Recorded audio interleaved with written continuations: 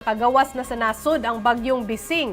Ari pangutan-o na ni nato no si Pag-asa Visayas weather forecaster Joseph Merlas kung unsa karoy dagan sa panahon.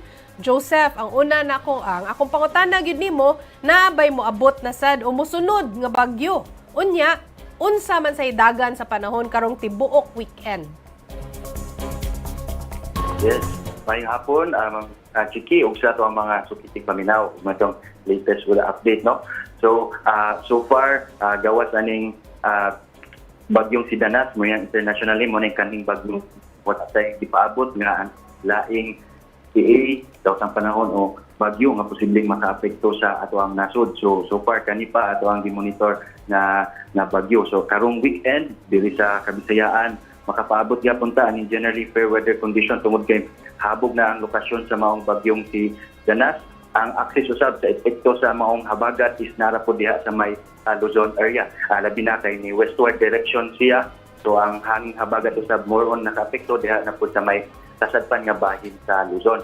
So diri sa tibuok Kabisayaan, fair weather condition ato masinati, generally fair weather, init nga tempo. Gawas ng gihapon ani mga chances of mga localized thunderstorms, mga patak-patak ug mga lumalabay na mga pagulan nasagad masanati sa hapon o sa gabi. Dili po di mo na magdugay o dili mga lukop na mga pagulan.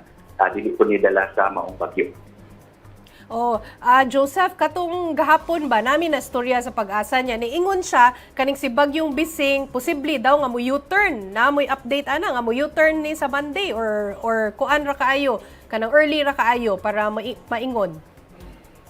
Ay, yes, Ma'am Chiki, no, nakita na to nga naganam-anam na siya o rekurba from north westward direction karon nag north-northeastward na nakita na to na remaining days karong weekend is sugod karong gabi alas 8 northeastward direction na ni siya paingon diha sa may aminang bahin sa Taiwan. So sakto to na ni rekurba kini maong bagyo. So gani nakita na to kung more to the east pa iyang direction, posible ang pagsulod balik sa ato ang Philippine Area of Responsibility diha na sa may tumoy bahin no corner sa ato ang north-western boundary sa ato ang KR. So posible mo ni ato ang senaryo, posibleng makaigog yun siya makasud na mugawan sa pudayon kung mo na ato ang senaryo, o posible kung mo on westward shift siya, posibleng dili ra makasud nga sentro sa maong bagyo diri sa ato ang KR pagbalik.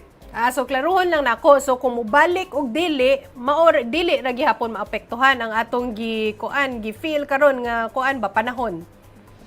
Yes, sakto. So wala ra gihapon na epekto no diri sa Visayas. Gani wala ra po tayo gipabot nga init tropical cyclone wind signal nga maisa even diha sa extreme northern Luzon. So atong bantayanan gihapon diha sa aminang bahin sa Luzon kini na lang mga pagulan-ulan direktang epekto aning sinungaw o kaning iyahang rain band sa maong bagyo. Pero diri sa Visayas, wala ra ni epekto nato. Gawas lang aning sinungaw sa habagat diri sa may western section. Mayasad na kay daghan kayong concern diri nga manglaba kay sige ra bag-uwan the past few days. Daghan kayong salamat nimo Joseph Merlas from Pag-asa Visayas. Happy weekend sad nimo.